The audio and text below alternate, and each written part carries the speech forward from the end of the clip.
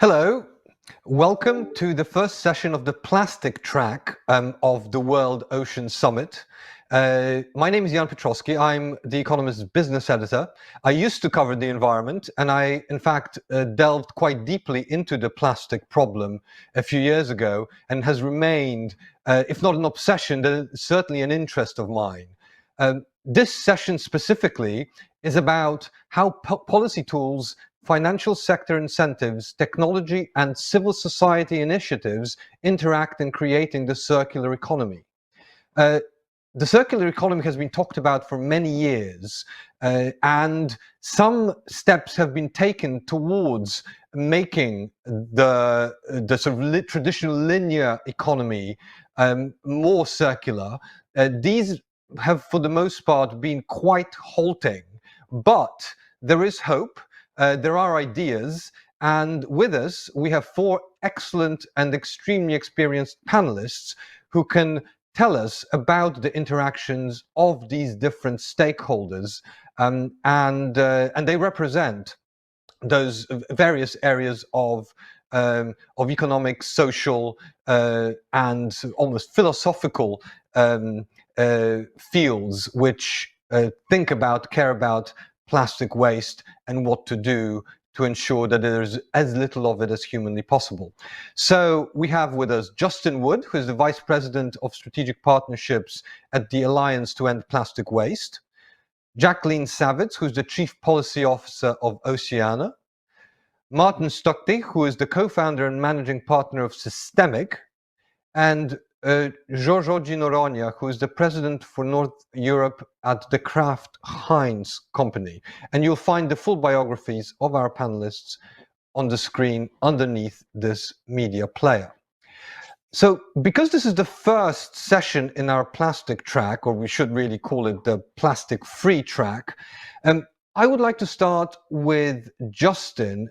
And Justin, could you maybe sketch the lie of the land or the lie of the ocean about the state of the circular economy at the moment and the challenges that it is trying to repair and grapple with? Of course, and thank you very much, Jan. I think that when you look at the plastic waste situation globally today, the picture is bad and is getting worse. And I think there are many reports and analysis that support this. And Martin on the call here at Systemiq has produced a very good report called Breaking the Plastic Wave, which sets out some of the data around this. So I would certainly recommend people look at that if they're interested in getting more detail. But essentially, we have a situation where the world is producing a huge amount of plastic, and a lot of that is leaking into the environment. Around about 11 million tons every year of plastic waste is leaking into just the oceans. And of course, there's a lot more that's leaking onto land and being mismanaged. So we have a very bad situation today. And when you look at the future, the outlook, the forecasts are for it to get significantly worse. Global population is growing, continues to grow around the world. And the global middle class continues to expand. And both of these phenomena, population growth and middle class expansion, are happening in countries that don't currently manage their waste in very effective or efficient ways. And so as population grows, there'll be more demand for plastic. As people get wealthier, there'll be more demand for plastic, and it's going to happen in places where it's not well managed. The forecasts are that the amount of plastic produced by the world is going to double by 2040. And that the amount of plastic waste leaking into the oceans is going to triple. So that's sort of what we're facing today. It's a situation that doesn't look very good. I think most people are aware of this, and businesses are certainly starting to take action and to think deeply about their responsibilities and what sort of things they need to be doing for this. And you can see evidence for this response from business in the pledges and the commitments that are being made. But I think I would have three things to say about the pledges that companies are making to try to address their plastic footprint. First of all is that these pledges don't go nearly far enough. So even if companies were to fully meet their current commitments, we would still have a situation where plastic waste leakage is very, very strong and still a major environmental problem. So the pledges aren't bold enough. The second thing is that the pledges are very unlikely to be met. We did some analysis looking at a whole set of consumer goods companies, and we looked at their pledges for using recycled plastic in their packaging, how much they're pledging to do and how much they're currently doing. And by 2025, the survey of the sample of consumer goods companies were pledging to have 1/4 of their packaging made from recycled materials. Today, only 2% of their packaging. So there's a gap of 23% that needs to be closed within the next 4.5 years, if companies are to meet these commitments. And there's just no way that that's going to happen. So the pledges don't go far enough, but even the pledges that have been made are likely to be unmet. And I think the third thing I would say about the sort of the response from business is that it tends to be quite individualistic. It's companies, I think, looking at sustainability still as a source of competitive differentiation rather than an area that demands cooperation and collective action. And plastic waste is a global public goods challenge. And if you're thinking about how to address global public goods challenges, it has to be collective action and it has to be systems change. You can't do it individually. You can't even do it at your industry level. You have to work with the full plastic value chain from top to bottom, the people that make the resin, the people that use it, the people that collect it and recycle it, as well as all the other stakeholders such as governments and so on. So I would say that the businesses need to think a little bit more about how they can work collectively and less about how they can work individually to sort of make a contribution here. So that was already pretty alarming. Jacqueline, I would like you to maybe scare us a little bit more, because we heard about the flow of plastic. It sounds like a lot. Certainly the rise seems quite alarming. But then the ocean is a very, very, very big place. So the fact that something is flowing into it does not necessarily in of itself mean that it is an environmental problem. So you obviously have been tracking the environmental devastation wrought by plastic more closely. So could you give us a little bit of a sense in a couple of minutes of the sort of environmental harm that it is causing?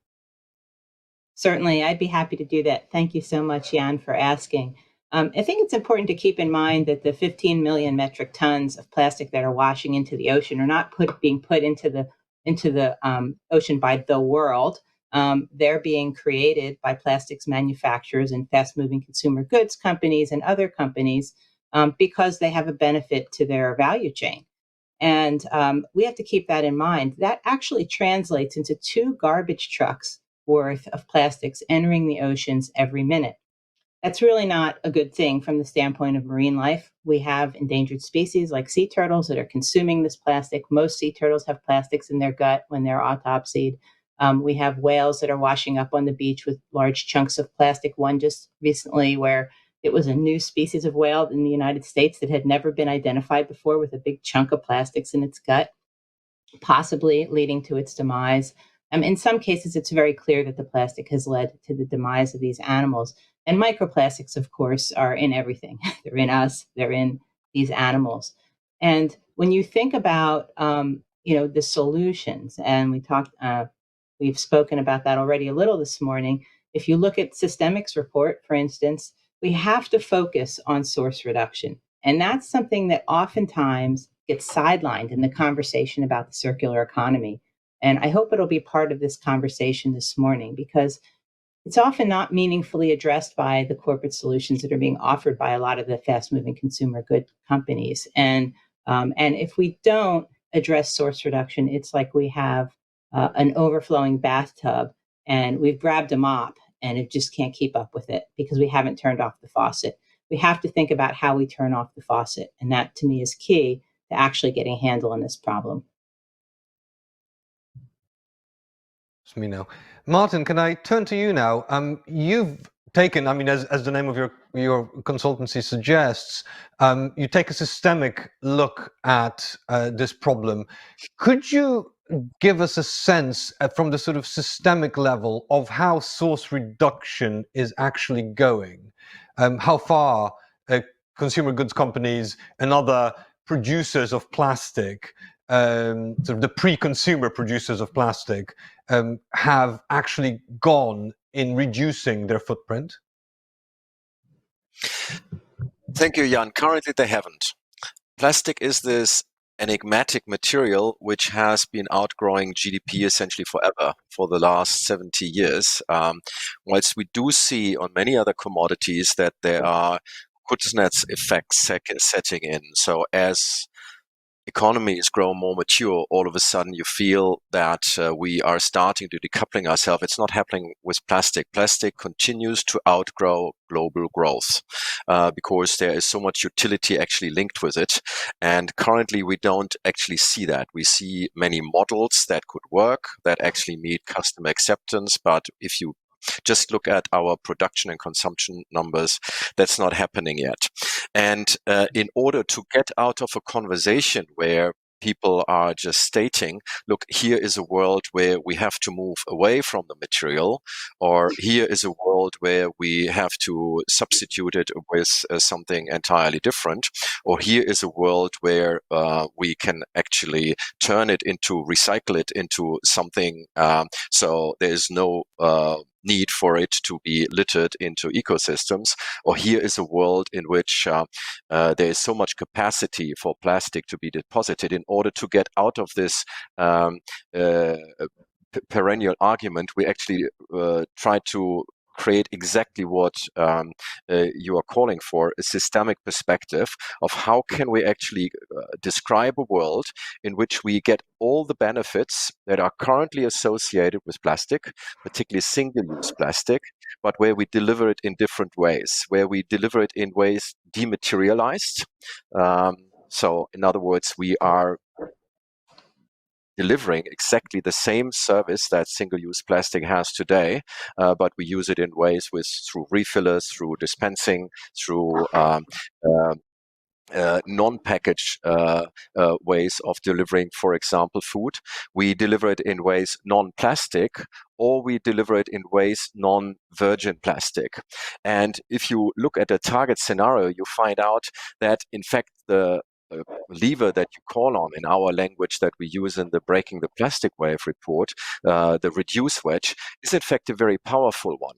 And so we think that about a third of the business as usual demand growth for that service that single-use plastic delivers today can actually be delivered in non-material ways.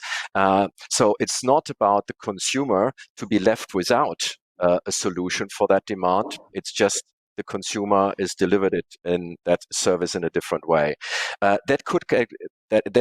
in other words, that's a growth market, dematerializing those plastic materials. And for the consumers, that can be quite attractive because there are alternative ways. For the packaging companies, that might be quite attractive because some of those non-plastic, non-material ways are in fact can also be very effective, very cost effective. And clearly for all those who have to operate waste management system, for them it's also attractive because there's just much less volume going through the system. So it's a triple win. However, we also, just to keep honest to ourselves, we also don't believe that this actually applies to the entire stack of demands that will exist in 2040 for the things that are in fact wrapped in single-use plastic today.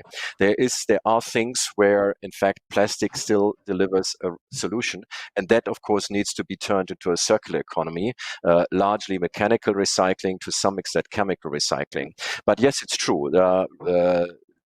Dematerializing or reducing what is plastic today is part of the solution. And if you look at it as industry, and if you look at it as an investor, that's not the end of the world. You just want to be invested into the right wedges. And the reduce wedge is a growth wedge. The substitute wedge is a growth wedge. The circular plastic wedge is a growth wedge. Just the virgin plastic to litter or the virgin plastic to landfill wedge, that's the shrink wedge. And as an investor, you'd look at it and say, that's not a wedge you want to be invested in. So let me turn to Jojo. I'm sort of wondering what you can tell us about how far along the path sketched by Martin Kraft Heinz has actually progressed. Obviously, you're making efforts to increase your use of recycled plastic in packaging and to reduce your use of plastic overall. But could you give us a sense more specifically of what the company has been doing? Yeah, no, thank you very much. Very, very inspiring, but also very alarming stats that were just shared here today. I think, well, what we've been doing, I mean, first of all, our commitment, and of course, listening to all of you, I will have to agree, the commitments aren't enough for us to get to where we need to by 2040, 2050, wherever you get to, and whatever alarming stats you're looking at. But the commitment we've made is to have 100% of our packaging reusable, compostable, recyclable by 2025. And actually, what I really believe in is that you need to start with very, very stark changes. And the one change that we've made this year is to actually remove all of our plastic secondary packaging. And secondary packaging and plastic usage in secondary plastic is the most wasted type of plastic in the industry, because you essentially buy it as a consumer and instantly you throw it out. So that part of our packaging material, which was plastic before, is now fully removed. And that actually represents 550 tons of plastic removed every single year from the portfolio, which is, for a portfolio like ours in Heinz Northern Europe, is a substantial amount. Now, there are many steps we need to make. This is the portfolio of our meals business, which is about 2/3 of the portfolio. We then have our tomato ketchup and sauces, which I'm sure many of you are familiar with, which our aim is to actually get that to be 30% and then 100% rPET sourced. So many things for us to do, but as I said, I think big and stark changes need to start. And to us, the most important is that, this individualistic approach. So whatever you do that is important to you is taken out, and there's a real partnership between policymakers, government agencies, corporates, and then incentives for consumers to also, be conscious about what they're buying. Without that partnership and without that linkage, I don't think the changes that need to be made will be made. Can I just ask a very quick follow-up question? You said that the 500 tons is a substantial, quote-unquote, figure. Is substantial 10%? Is it 5%? Is it 25% of the total plastic use? I have to be quite honest, I have no sense of what 500 tons even looks like. Plastic is extremely light, but what that is in the context of a huge multinational company like Kraft Heinz.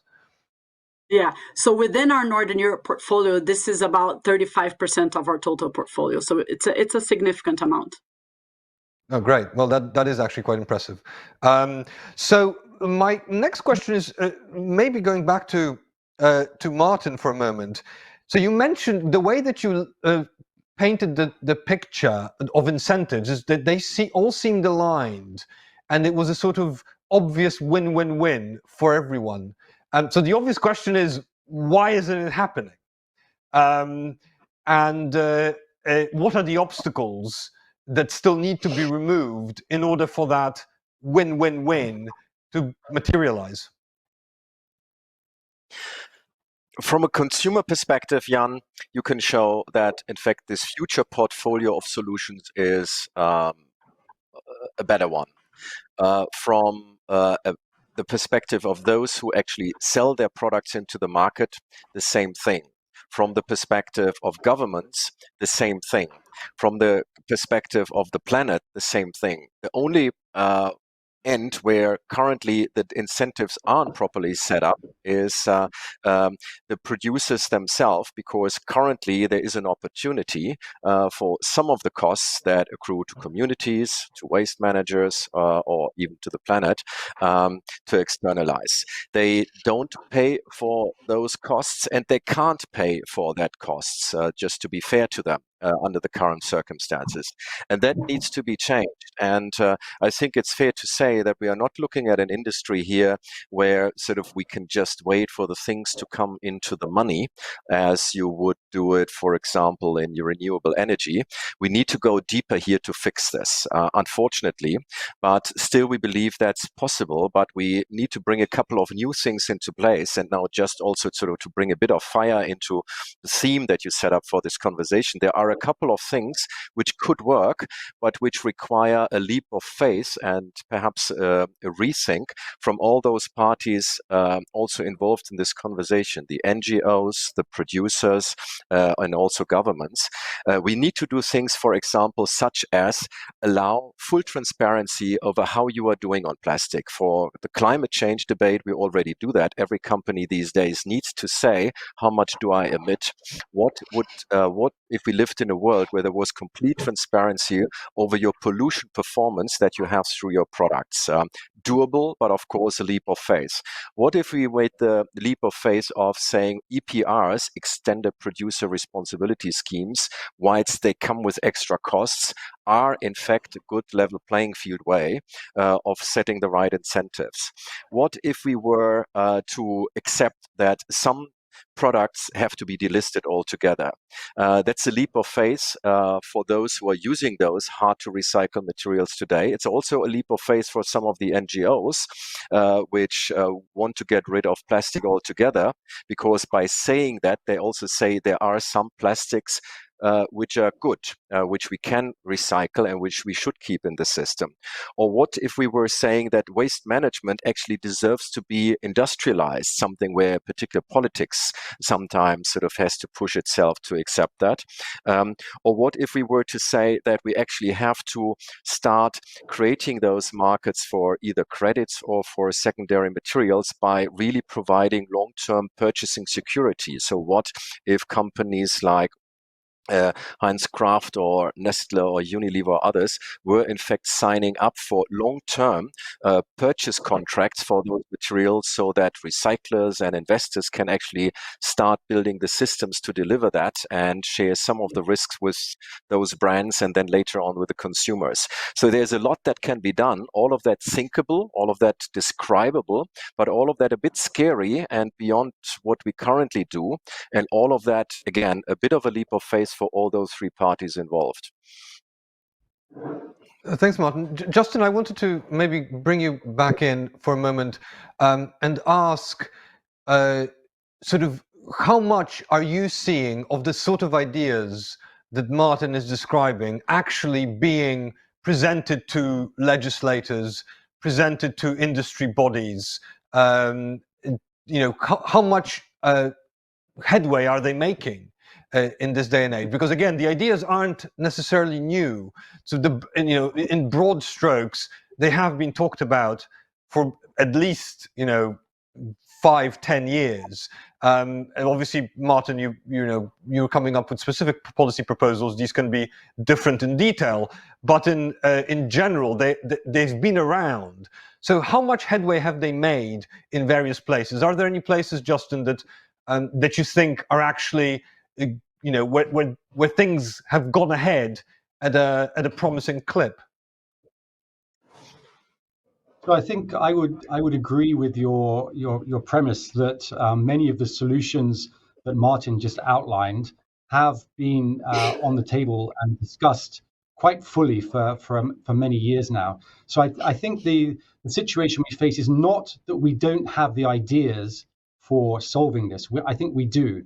We don't have ideas to solve it completely, but we have the ideas that can solve it to a very high degree. We do need some innovation. We do need some ideas that don't currently exist, perhaps in new materials, in substitutes, in other technologies for recycling and processing. So the innovation is absolutely needed. But I think using just the ideas that exist today, we can get very close to solving this problem. The challenge is, how do we bring those ideas to life? How do we mobilize the stakeholders so that the ideas can actually be developed and implemented? And that's really one of the sort of principal goals of the Alliance to End Plastic Waste. It was set up by companies from across the plastic value chain to raise capital. We've raised $1.5 billion to try to actually bring some of these ideas to life and to experiment with them and to show and demonstrate which ones work and which don't. So I think it's about trying to actually create mechanisms for implementing and experimenting with the ideas. The ideas themselves exist, and many of them are very good. We just now need to prove them and play with them and see which ones are going to work in actual practice. And that's really what we're trying to do. Jacqueline, where do you see the most promise at the moment? In the past year or two, where have you seen examples of industry, governments, civil society coming together to actually create tangible solutions, even on a small scale, but that could possibly be scaled up? Well, Jan, I'm really glad we got right to the crux of the matter here in terms of actual reduction in use. And I loved your question to Jojo about the actual percent reduction that they saw.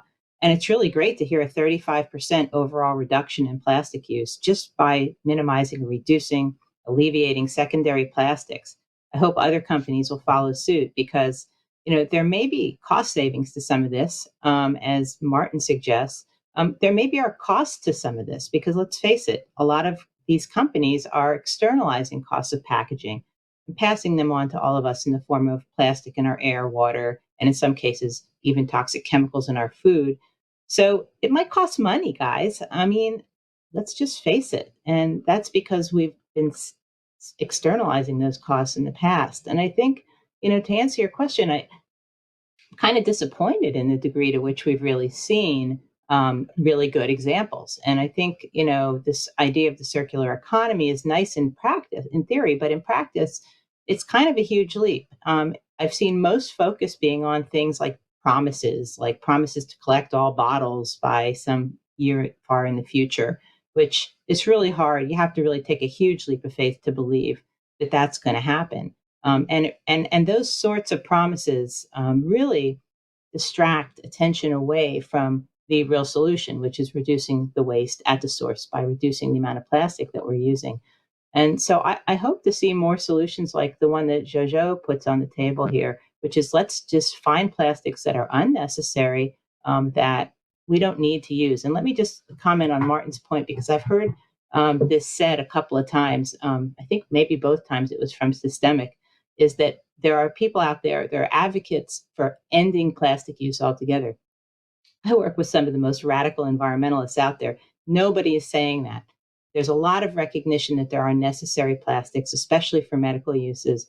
Let's not paint the NGO community as, being unreasonable when it comes to the use of necessary plastics. What we want to do is avoid the use of unnecessary plastics.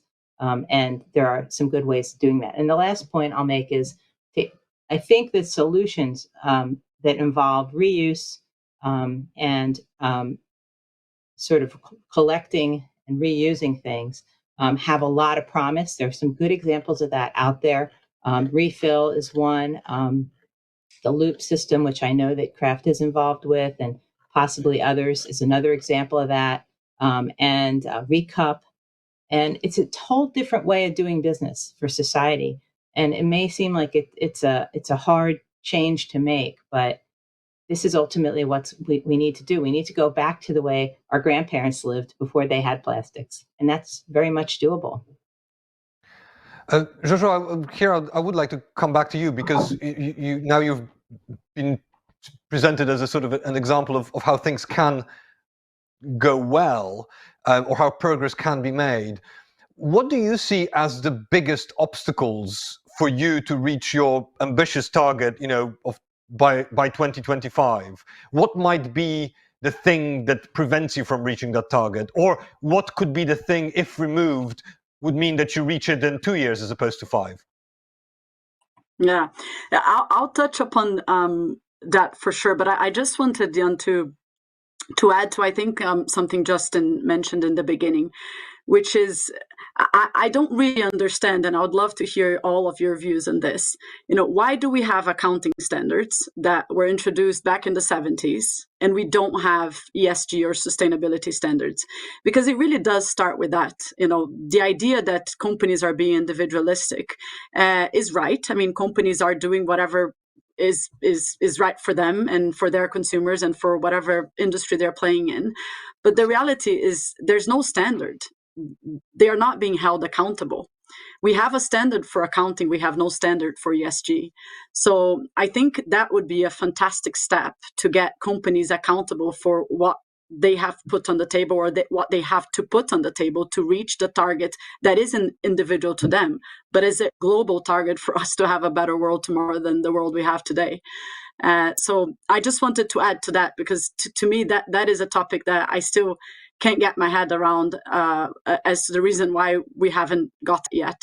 And each company is just, willingly doing whatever and reporting whatever they feel is good for them. But to your question on what it takes for us to get, I think recycling infrastructure is a really big issue for all of us in the industry. And when I look at, I run Northern Europe, but obviously I'm part of a much bigger Kraft Heinz company and international. It covers US, Canada, and obviously all the other countries in the world. And when we look at recycling infrastructure, that is something that has posed as a big impediment for us, because we just don't have the same infrastructure in every country we play in. If you look at the UK versus, for example, Europe, in the UK, I don't have Tetra Pak recycling infrastructure versus, having that infrastructure in Europe. So when you're replacing plastic with other types of materials, you actually need to adapt to whatever infrastructure is placed in that country. So we need to make sure that whatever incentives we have, for consumers to buy the right amount of plastic is put back into the system to have a homogeneous infrastructure across different countries, so that companies are incentivized in the same way wherever they're playing. Yeah, that's really interesting. I remember when I was looking into this subject, one thing that a lot of people from the consumer goods industry would tell me was that they would love, for instance, to use a lot more recycled plastic in their packaging. But the problem was the availability of recycled plastic was incredibly volatile, and the price is sort of pretty stable, but the price of virgin plastic is quite variable depending on the commodity price of the principal raw material, which is crude oil. So when you have a moment, and that's obviously quite volatile, as we've seen over the past year. So when crude oil gets really cheap, so do virgin plastics, and suddenly it makes no sense to buy recycled plastics, especially since recycled plastics are typically produced by smaller companies at a smaller scale, and therefore which lack economies of scale. So this is a real systemic issue. I remember that one of the proposals suggested a few years ago to incentivize the use of recycled plastic would be, for instance, to ensure that producers do not have to pay VAT, since VAT was already paid on the virgin plastic in the first place, to exempt them from VAT, which would make it a more alluring possibility for a lot of the plastic packaging users. So clearly, some sort of systemic solutions are necessary. Justin, have you seen any legislative moves that would actually go towards, either enforcing or imposing certain standards of the sort that Jojo was talking about, or incentivizing the use of recycled plastic, or disincentivizing the use of plastic in the first place, that other countries might follow? Yeah. Well, just picking up on the comment that Jojo made around ESG reporting, wholly agree that it's very inconsistent and companies do it really however they want. But I believe there are many and growing efforts to try to harmonize standards around this. The World Economic Forum, for example, is working with the Big Four on trying to sort of create a framework for standardizing ESG reporting. But I think it's going to come naturally anyway, because if you look at the value of assets globally that have an ESG mandate, they're growing at about 15% a year. So the quantity of capital looking for companies that are behaving responsibly and can report on that responsible behavior is going to become much, much more significant. So I think that problem, although it's not resolved today, I think it looks like it's being addressed and should become clearer. On the sort of recycling infrastructure as a sort of key barrier to a circular economy, I fully agree, and that's one of the main areas where our organization is investing very heavily, trying to build the waste management systems that don't currently exist, so that we're collecting plastic and we're recycling it. And we're in the process of finalizing a very large project in Indonesia, which actually Martin has been helping us with the feasibility study on, to build infrastructure, waste management infrastructure at tremendous scale for many millions of people that currently don't have access to it. And so I think that this is a critical barrier to addressing circularity, and building these waste management systems will help it. But fundamentally, I believe, as you were saying, that there is still a price gap between recycled resin and virgin resin. And that price gap can be reduced by having better collection systems and better infrastructure and so on. But it does require legislation, I believe, and regulations from government to also put in place things like EPR schemes and things like that. And there are many, many experiments all over the world where they're looking at what good EPR looks like. As an organization, we don't get involved in sort of policy questions. We sort of work with what's available. But there is a lot of interesting work being done around how to close that gap between EPR resin and virgin resin.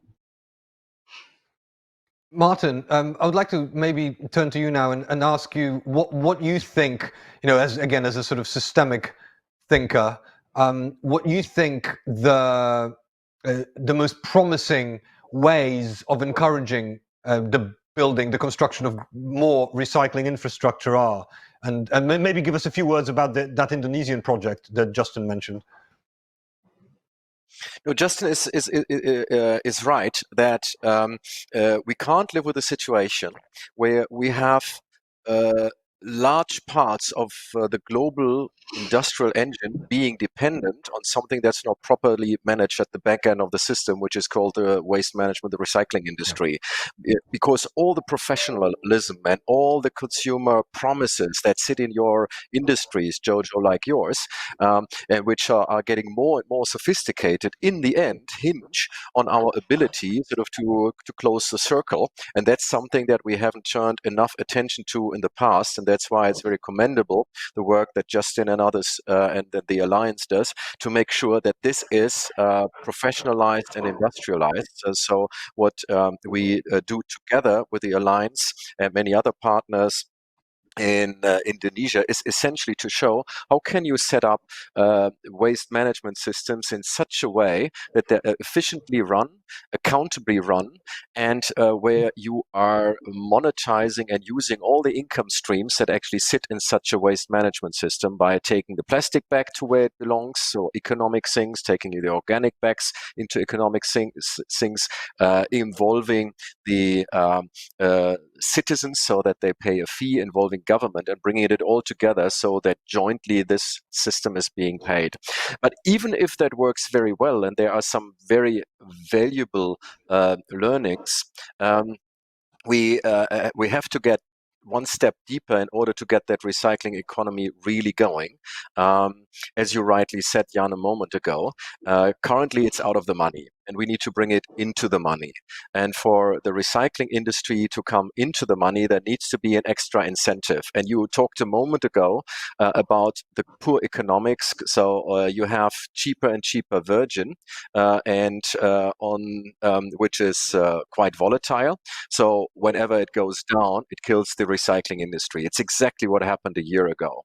But you can also turn that coin around and say, look, the fact that you have a very stable, reliable, foreseeable price point for your recycling industry, that's also good news to a CFO. And that's the same argument that we make in the renewable energy space, where we say, look, do you want to depend on a volatile oil or coal price in 10 or 20 years' time? Or do you want to know exactly by the millimeter and the cent where your energy prices are going to be, as it is promised by renewable regeneration? A similar point you could make here. Do you want to know exactly what the cost point is for your material inputs in a couple of years' time, because you have moved to a circular solution? Every CFO would like that.